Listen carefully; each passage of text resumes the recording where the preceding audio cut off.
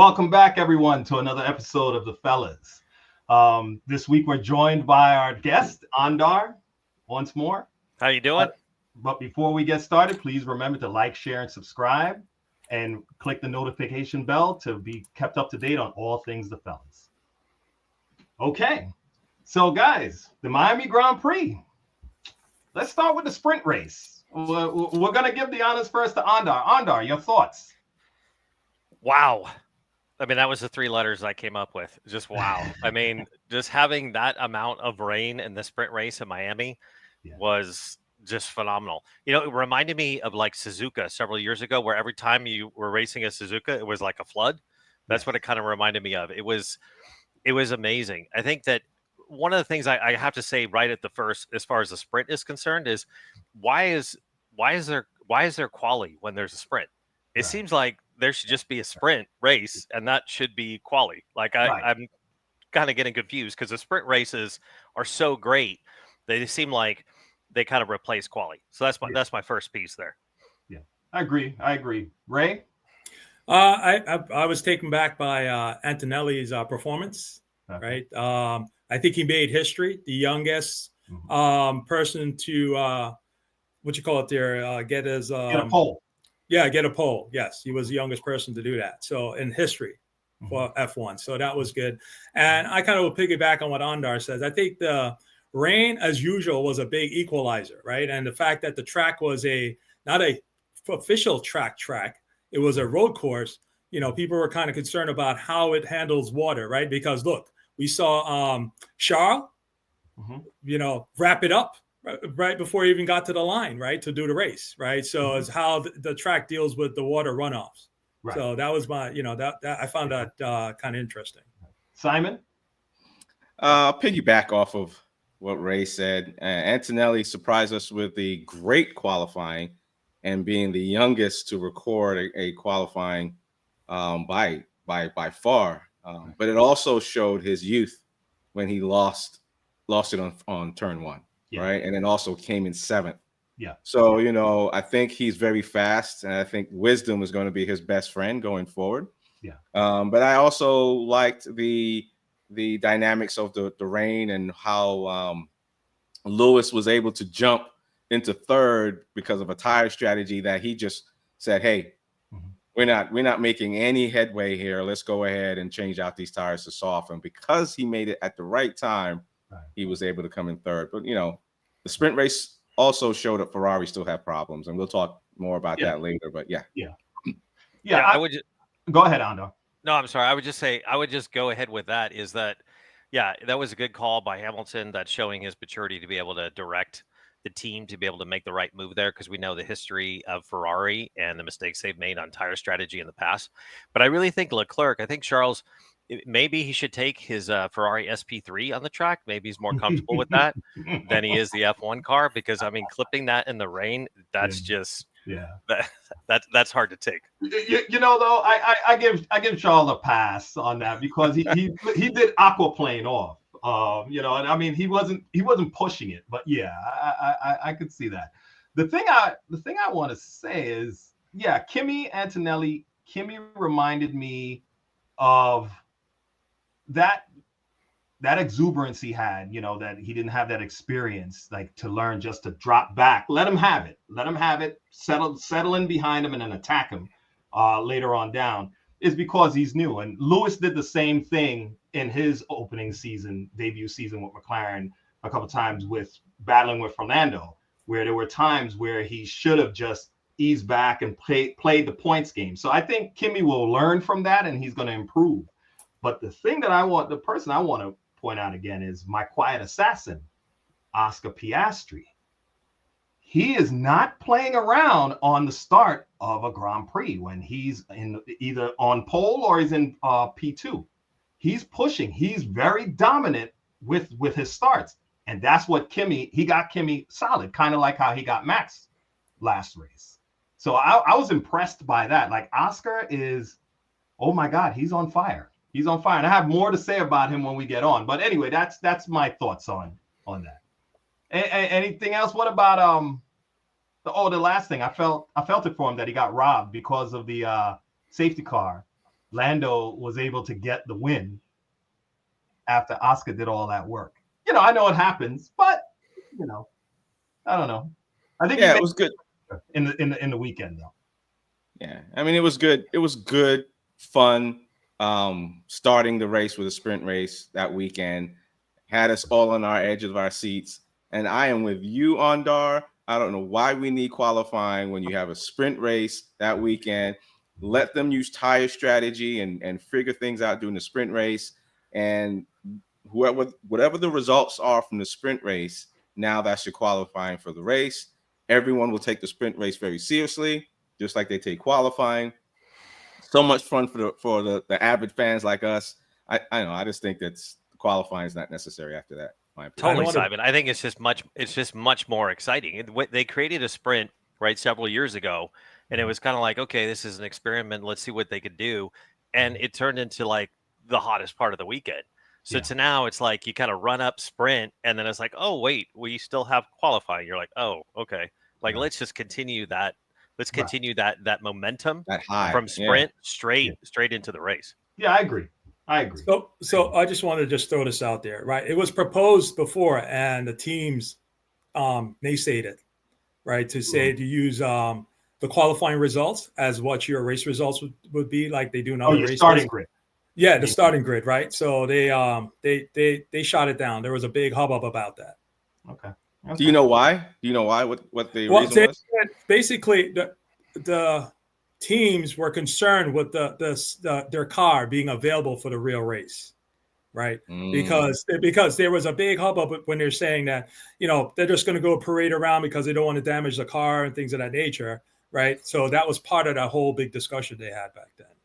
Well, you know, kind of, it's not piggybacking on that. My thing that I'm going to try and look into is, why is there such a big difference in performance in the sprint race as opposed to the Grand Prix? You know, like you have drivers, okay, like let's say like Lewis is stronger in in the sprint races, and then he's kind of like nowhere in the Grand Prix. So I'm just curious, what's the difference in setup, or what's, you know, it's the same track, you know, like the tires, relatively, you're choosing your tire, you're running 18 laps. Okay, you're not doing the full distance, but it seems to me that you see a lot more performance out of the cars in the sprint race. And then when it comes to the Grand Prix, you're like, where did it go? So one of the key areas that where it may lie is that they don't have a full fuel load, right? Because they don't need to do all those laps. They only need to do a sprint, right? So the fuel load is, I would venture to say, the fuel load is different on a car. Right. Okay. I think it's all encompassing, right? There's less strategy for the sprint. Fuel load, tire strategy, everything. Yeah. And people are not taking it as serious as the race. So there's less stress. So people are just driving, trying to make their fastest time in 19 laps, because they could probably use the hard tires the whole race or the mediums, right? So there's less strategy. Yeah, I think there's a twist on that too. I think sometimes you got to follow the money, right? And so if they don't have quali and they just have sprints, less time on air, right? Less time on air for sponsors. So that could be a part of it too. But I mean, I think that's where you got to get creative, right? I mean, look, this is F1, right? This is global.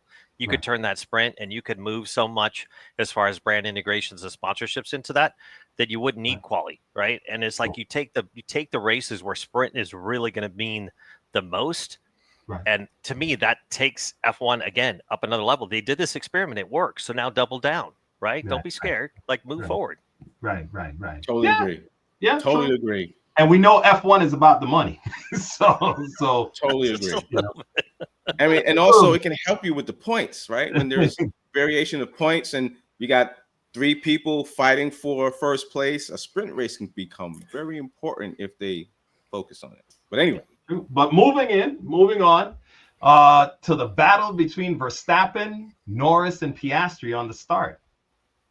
I wanted to throw this out first before we get in there. I felt it before, and I'm pretty sure of it now, that Max has Lando mentally beaten. That's just the way I feel, because he cannot get around Max. He can't throw his elbows out enough. It still seems like he's still trying to do it, and he's a little meek about it. Compared to Oscar, that is like, no. I mean, Oscar's almost saying, hey, then we're both going to crash. And this is what it is. And I think Oscar is in Max's mind now that he knows I can't really bully this guy like I do the other guys. But Lando, I'm further down that road where I'm like, no, he has you mentally beaten. Anyway, I'll throw it out to you, Ray, first. Start out. So it reminds, what you just said reminds me of what they say in life, right?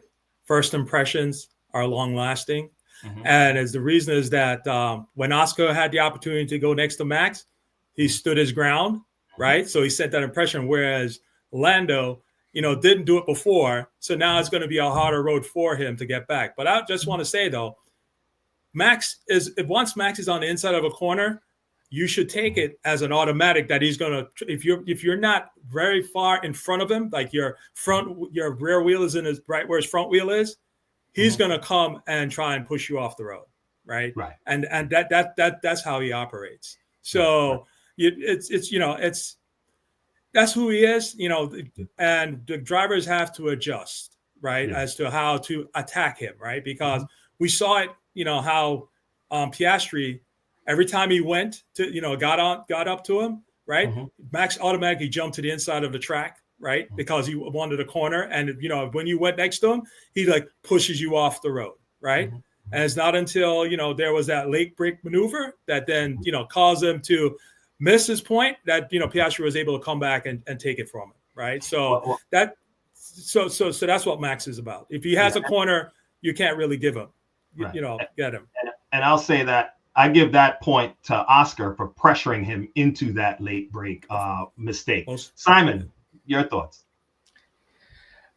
So during the race, I was watching and I was saying to myself, and I said to a few other people where we were, Piastri has shown Verstappen that I'm going to race within the limits and I'm not moving. If you hit me, that's on you, and then you'll get a penalty for it, but I'm going to be within the track limits. You're going to have to hit me, right? Norris is still a little nervous on how Verstappen operates on the track. Even today in today's race, Verstappen kind of, I don't know if you want to say deliberately went into Norris, and Norris, the first thing he did was get off the track, right? But that wouldn't have happened with Piastri. Piastri's like, all right, go ahead and hit me. Yeah. You're going to get penalized for it, right? So Piastri, to me, and I don't know how this is going to work in Norris's mind, but don't let Piastri win the championship before Norris. Well, Andar, your thought. Oh, Andar. Yeah, so I mean, this to me is like the greatest battle royale ever, right? Because you got three people at the top. I mean, who really want it, but there's differences amongst all three of them. I agree with all of you that Norris has not shown it. He does not quite have the killer instinct. He has a killer car, but I don't know. I mean, I don't know. After today's race, where did Albon place? Fourth? Yeah. Fifth? Yeah, Albon. Yeah. I have him. Yeah. So, if you put Albon in that car, what's he going to do? I sometimes I just question the drivers. Sometimes, I mean, when you look at it, and we said this, I think we said this last season, that Piastri is he's coming. And I think it was Ray. Piastri is absolutely in Verstappen's mind. Verstappen has both.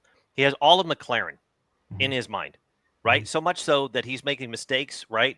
He's doing an early release out of the pits, right? He hit someone. I mean, that's Verstappen maybe rookie year. That's not Verstappen after 4 championships. Right. So he definitely has McLaren in his mind, but the only one who's going to be able to pressure him, to all of your points, is Piastri. I mean, that's what I think is so exciting. There's so many different. How many different lead changes do we have in this race today between Verstappen, Lando, and Piastri? I mean, it was amazing. And then I know we'll get into Williams, so I'm going to save that. But just a phenomenal race, and to be able to see the people at the front and see Piastri, who, even though he's on, that he is part of McLaren, I still think he's a sleeper. He just doesn't make a lot of noise. He just does the job. Yep. Yeah, it does. And Alex finished P5. Yes, it's true. It's true. I agree. I think Lando, and I'll say this, yeah, I do feel he has him mentally beaten, and I believe I said it in our last episode that I think it's what Max has done with Lando is what Michael did with the other players on the Dream Team, that he studied them.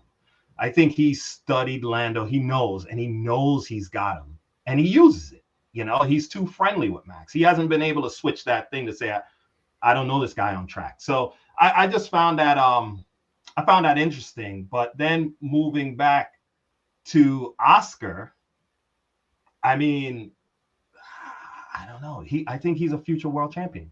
I feel that. I already said that. He's going to be the champion this year.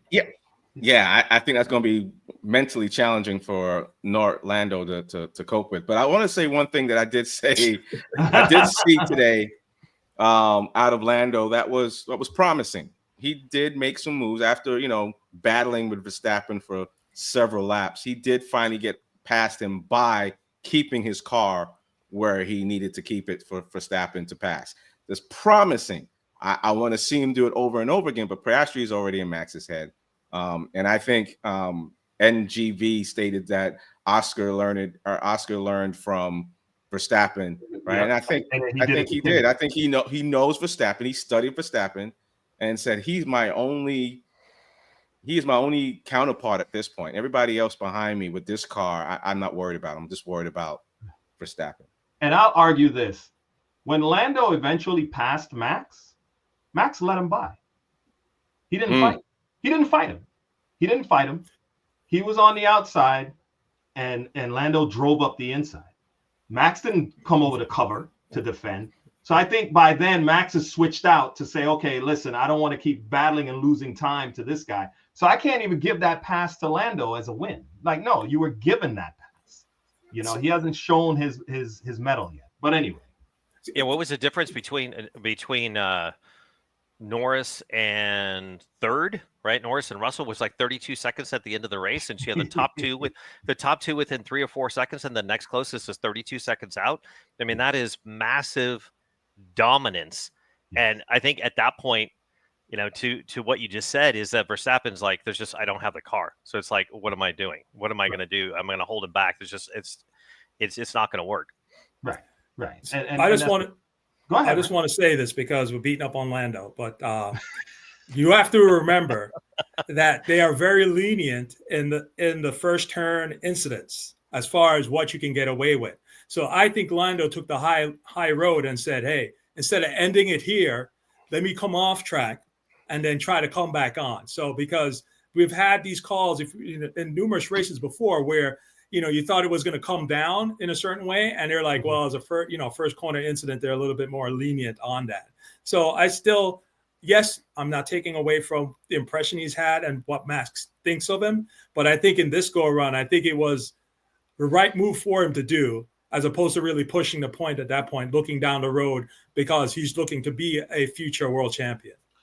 Go ahead, Simon. No, let me just throw one more thing out, right, for you guys. Also, I wanted to say this. I forgot to say it on the first one. I apologize. Is that I think Max, when he was in front of Piastri, right, and Lando was behind him, he was trying to back Piastri back up into Lando so that he could get away, because they know that those two guys are fighting, right? And so they would, give him room for him to go away. I'm out. Possible. Go ahead, Simon. I just want to point out a different perspective. For me, if I'm Lando, it's early in the season, I'm second in points. Yeah, Piastri might win this. Verstappen might win, and I might be third or fourth in points going forward. However, another perspective would be, if Verstappen wants to take both of us out, let him take us both out, and to teach him a lesson that, hey, on the next race, I'm going to do the same thing. I am not moving, right? Yeah, I hear what you're saying, Ray. You got to, fight the war versus the battle sometimes. But with him, it's a battle. It's a war and a battle. You have to let him know, and I'm not moving. I'm not moving anymore. The thing is, when Ray made that comment, I thought of something that we chastised Kimi for not backing out, right, and then settling in behind and then attack. But now we're going to criticize Lando for backing out to settle in to attack. It just played out in my mind as Ray said that, and I can't reconcile it. I could say yes, I know I am, and I'm not saying it's right, because I think Lando's at a different level than Kimi. So that's all. Okay. But anyway, moving on. The surprises: Williams, Ferrari, and Mercedes. We have to talk about that. So let's start with Williams. I mean, I'm wearing a shirt in honor. I'm wearing a shirt in honor of Williams because I was like, "Whoa, is Frank Williams and Patrick Head over there?" I was like, "Wow, where did they come from?" Guys, I throw it out. Andar, I'll throw it out to you first. It's eye-opening, but I welcome it. Yes. Looking at Williams where they are today versus where they were last year. Last year was like the battle for 19th and 20th. Who could be the biggest loser? Right. Now they're competing in the top 5 with both drivers. That's outdoing Ferrari. So Williams is outdoing Ferrari. Now flip that to last year. I mean, it's a massive like tectonic shift. Yeah. And I think you have to look at the team. The drivers, both drivers are good. Obviously, we know Sainz is great. Albon is definitely coming up. But when you look at the team and the car, I mean, that's got to be the difference. So hats off to the team, the car, the new head of the team. He came from Mercedes. He knows what he's doing. He's under pressure a lot. So I would just say that you're seeing a rebirth of Williams because of the team they've been able to put together, and their drivers are just good enough, and they're fighters. True. Yeah. Hats off to James Valls because he's spearheading that team. No disrespect when I mentioned Frank Williams and Patrick Head. I'm just saying he's really pushed it up a notch. Simon, your thoughts? No, I think Williams showed us today that they have a car to compete, right? They're definitely going to compete with Ferrari going forward if Ferrari doesn't get their act together. Right now, Ferrari's 4th in the points, right behind Red Bull. Believe it or not, it's 94 to 105 behind Red Bull. So Yuki better step up his game as well as far as championship points. But yeah, to me, the big surprise for me was Ferrari in their bad communication style when it came to 2 different tire strategies, knowing that Lewis had mediums and Leclerc had hards. Soon as Lewis got behind Leclerc, they should have let him go because Lewis tires are probably going to degrade quicker than Leclerc. And at the end of the race, if they needed to, switch him back, right? And let Lewis go after Antonelli. But it took 4 laps for them to come to a conclusion or some sort of sense of what everybody else was thinking. So Ferrari to me has issues, right? To the point where Lewis got a little snappy with them on the radio. So that was the biggest surprise to me, that Ferrari is still, relying so heavily on their drivers and they can't make decisions when they need to make decisions. Ray? So I'll say hats off to Williams for what their accomplishment, and hats off to Alex Albon for, outpacing, Sainz in the race. I think they're we'll see. This is one race, but they're on the charge, right? And I think we'll see if they can keep up the momentum going forward at the different tracks. And if they can, I think it would be a good thing for them and for us as fans to see them there, right? Because it's a historical name. I would put Williams alongside Ferrari, even though Ferrari's been there longer, but I still think it would be a good thing for them if they're up there fighting amongst, the mid packs towards the front. As far as Ferrari, all right, so I'm just going to say this. Hold on. Let me rephrase what I'm thinking. Hold on. I am sure that Lewis's race engineer needs to go. He's incompetent. Okay? Or his loyalty does not lie with his driver. Give you a point. Race engineers see all the data. Lewis asked, how far ahead was, I forgot who it was in front of him, right? Silence. Right? And then he came back on and then told him, right? So again, I think Lewis is having a hard time at Ferrari right now because of what's going on in the background. Because they gave him the pass after he already burnt up his tires. So they set him up to fail, right? As opposed to just saying, hey, you're rolling on mediums. Mediums are stickier than the hards. Medium runs shorter than the hards. Go for it, right? Because he said, what about the change? Then there was silence on the line. So his race people need to go. In my opinion, they need to all go. Because if that's what's his name, the team principal is supporting, he needs to go too. Yeah, he needs to go too, because that's not a fair shake. Fire everybody. Fire everybody. You know what? Yes, you're fired. That's it, right? Because I was watching before, and I jumped on another radio with Oscar and the banter between him and his race engineer, and there's no delay. You're looking at a screen with all the data, and a man asks you, how far ahead is that such and such in front of me? Silence. I need to move forward. Silence. Right? So there's a lot of stuff going on that we're not privy to. Yes, they did put those 2 calls out on the air for everybody to hear, but there's more going on there. That's not so. Basically, that engineer is in Charles' camp, in my opinion. So he needs to go. Sorry, I'm done. Go, Simon. You're burning. No, I said or incompetent, like you said. I was just going to agree with you. Or incompetent. No, he's not incompetent. He needs to go, because it's beyond incompetent. What I'd like to say, I will not say, but he needs to go. It's not incompetent. Well, incompetent is a compliment to that dude. Okay. Well, I'll say this. Looking at the history of it, even when Carlos was there, I remember Carlos. They messed up a strategy, a pit stop for Carlos, and Carlos was like over the radio, "Come on!" Like, you heard him. Like, he's like, "What's going on? Like, wake up!" A matter of fact, I think he said, "Wake up, let's go," kind of thing. Yeah, they need to iron out some stuff there. Ferrari's a whole different entity, so I don't know. I can't speak to that, but I could say that it seems. Hey, Lewis bit off that piece of the pie, and he's gonna have to chew that one, because he spoke to Vettel before he went there. I believe he may have spoken to Fernando before he went there, so he's not going in there cold. He's just gonna have to work it through.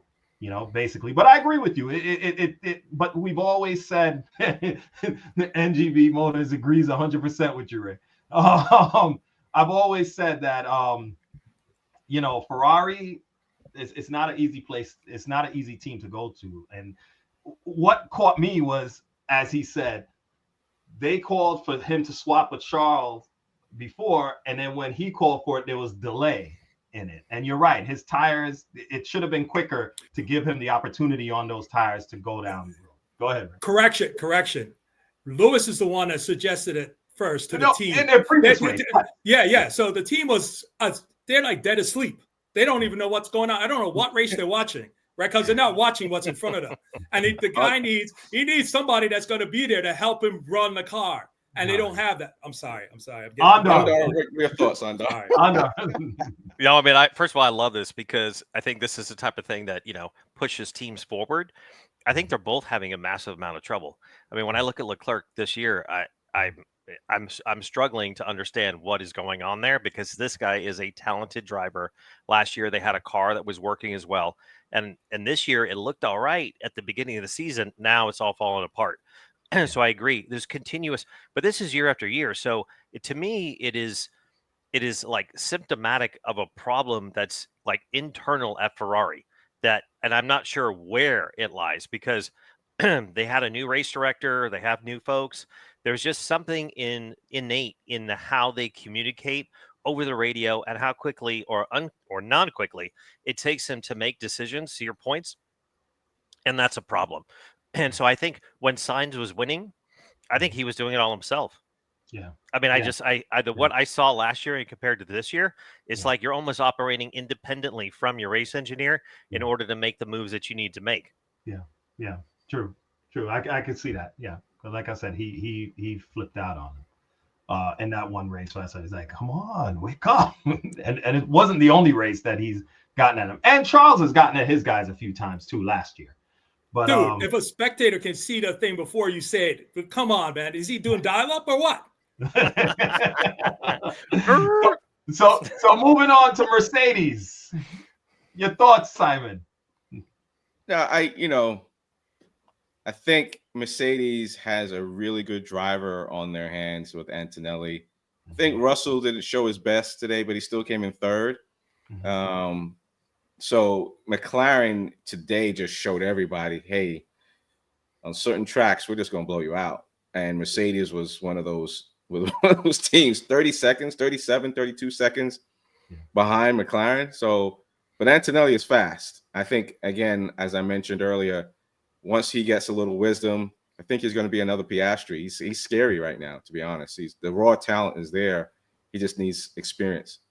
When you look at his driving, he does not look like the rest of the rookies, right? I mean, he's a standout by far, probably 8x better than any other rookie on the grid. And you can see it. When you look at him outside the car, you're like, okay, he needs some time. In the car, he's a killer. Yeah, he's a killer. You're right. I think I scored him the last race, and it remains. Of course, he's number one, and then it's Hadjar, the number two as far as performances. Ollie Berman was third, but his engine went, but he was languishing anyway. But consistently, it's Kimi, and then Isaac. But Kimi is light years ahead of them. You're right, Ray.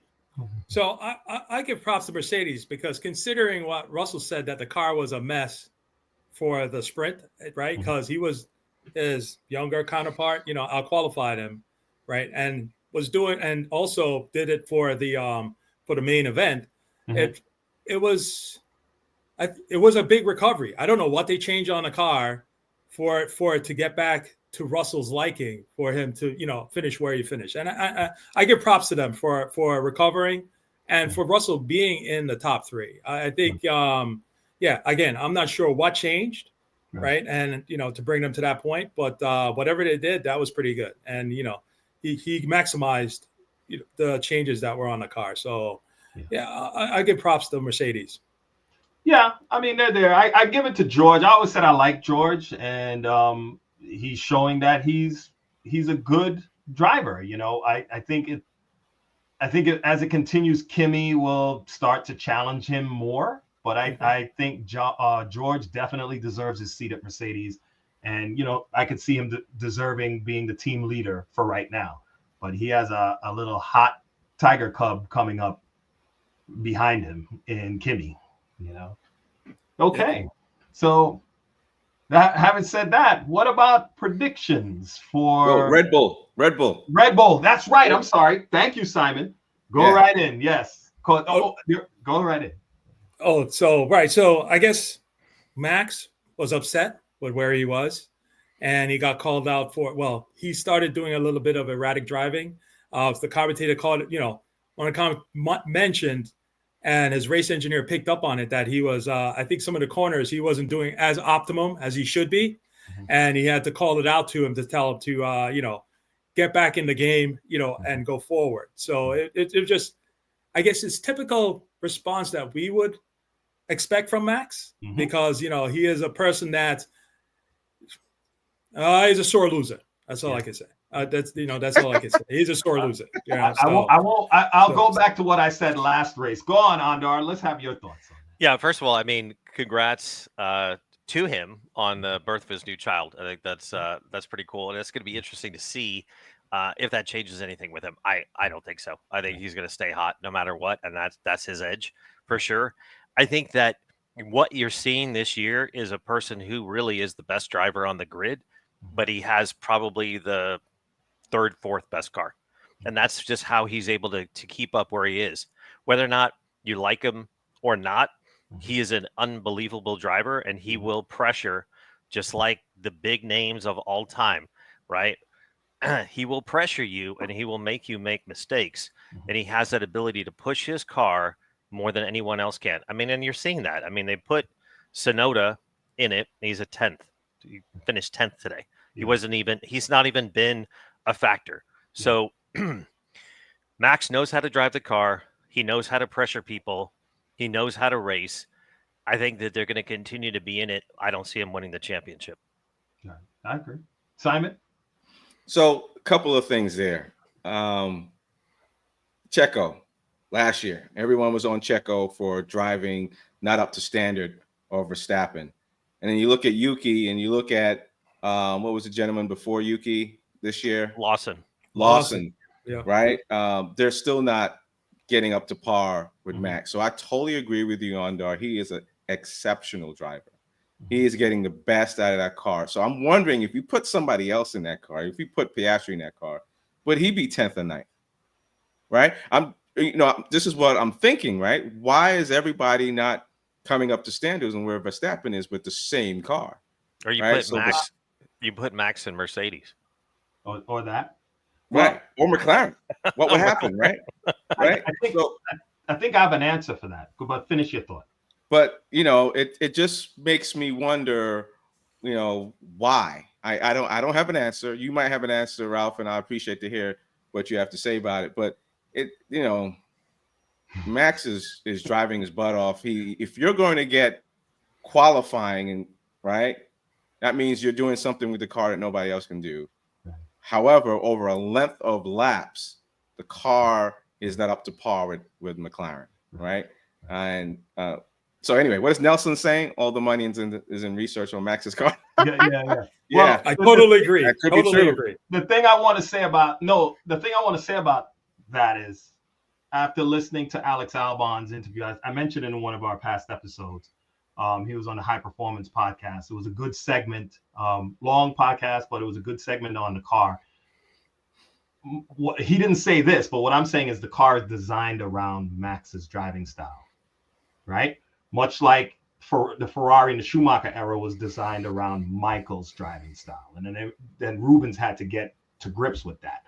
Anyone in the second Red Bull car has to get to grips with that. And what Alex said is that he said Alex likes a car with a sharp front end, but he said Max likes it even sharper.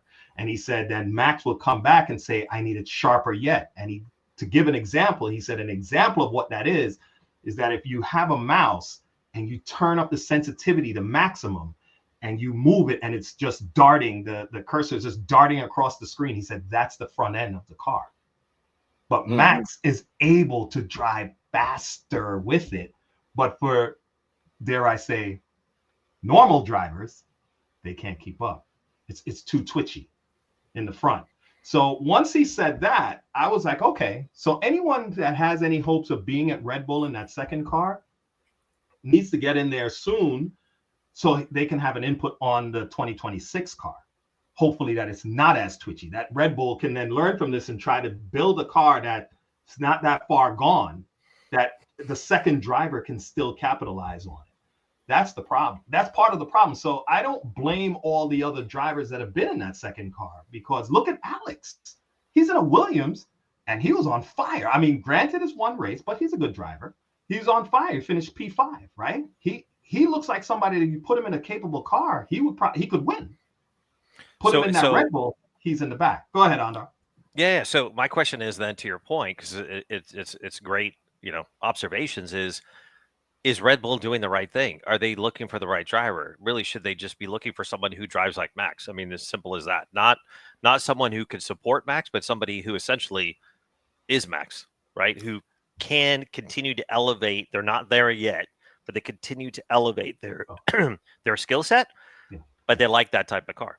Right. So, yes, that would be ideal if they keep on that trajectory with the car. But if they dial it back for 2026, maybe then they can open up that pool to some other drivers, but not compromise Max and his ability, because he seems to be able to adapt to a lot. I throw it out. Go ahead, Ray. So I'll say this: that ain't happening. It's going to be for Max. Let me just cut it short. It's going to be for Max. I want to roll back on one thing Andar said. Max is one of the great drivers on the grid. He's not the greatest driver there. And is what you said there with the car. The car is set up for Max, and Max likes a twitchy car, right? It's like, I don't know if you guys ever had the opportunity, but you drive a car with they say if you tow out a car where your front tires are pointed outward, not inward, right? The car is very nervous. However, when you go to turn in, it goes in quickly, right? And so there's a balance there. So I'm just speculating from a street car perspective that Max like it so far towed out that, going down the straight, the car is twitchy. So it's hard for you to keep it straight, but it turns in really quickly. Right. Mm-hmm. And Red Bull is not going to go, as long as Max is there, Red Bull's not going to go away from giving him what he wants. Well, I'm going to say this. They have to, because they're not just there to cater to Max. They're there to try to win the drivers and the constructors championship. Well, but I think it's a good point. Yeah. And if you don't have a number 2 car that's capable of finishing high up in the points, like right behind Max, why are you there? I hear you. So I'm just saying, again, and we just said it earlier, Andar mentioned it, it's true. F1 is just a little bit about money, right? Hey, you know how many millions of dollars they lost because they didn't win the constructors? So you need to have that second driver to pull in the money. Yes. I hear you both, but I think Red Bull will rather run through the whole field of drivers than change it and back it down from where Max really likes it. I don't think it would be a smart business to do that. I mean, I think it's a good point. So I think it's a good point you're making there. So not only maybe there's changes needed at Ferrari, right, inside, but maybe there's changes, like real changes needed at Red Bull.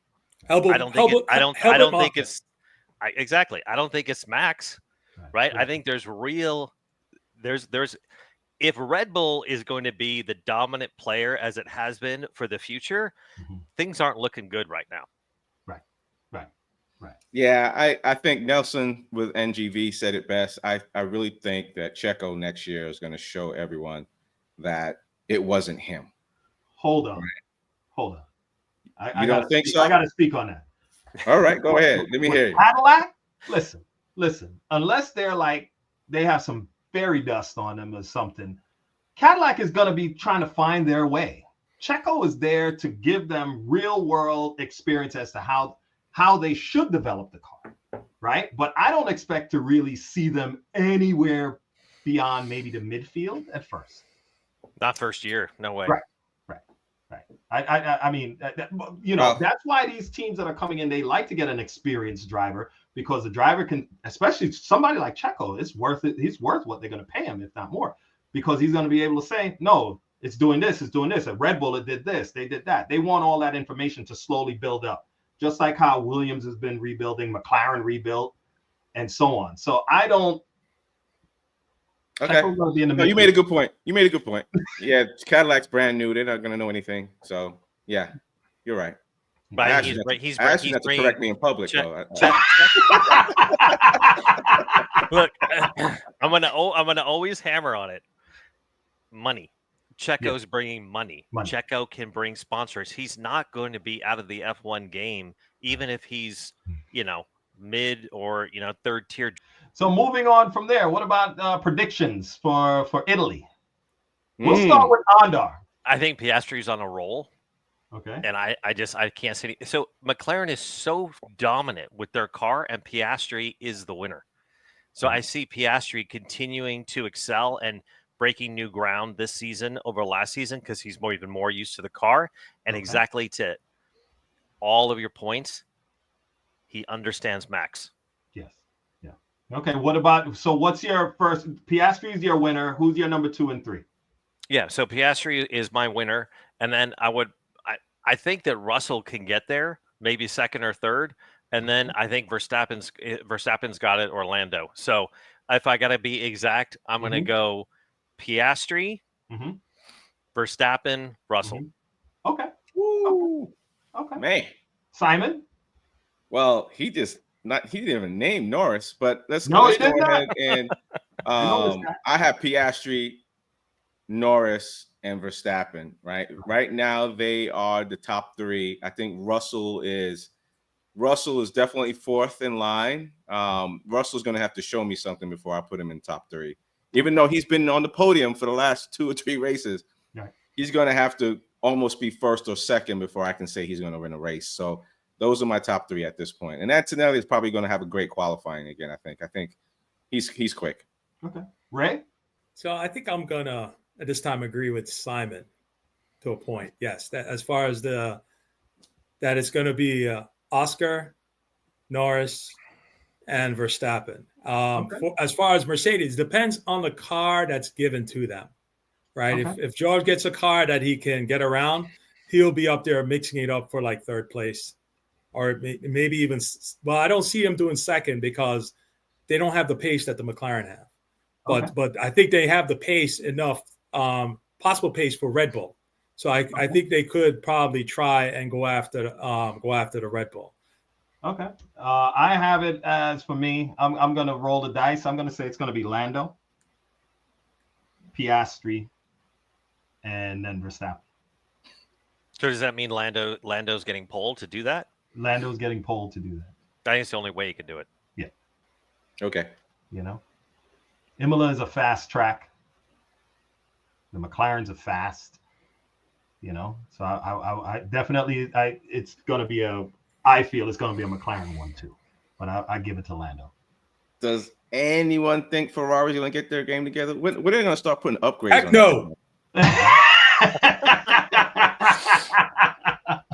Well, not until Ray's the race director, they're not going to get their act together.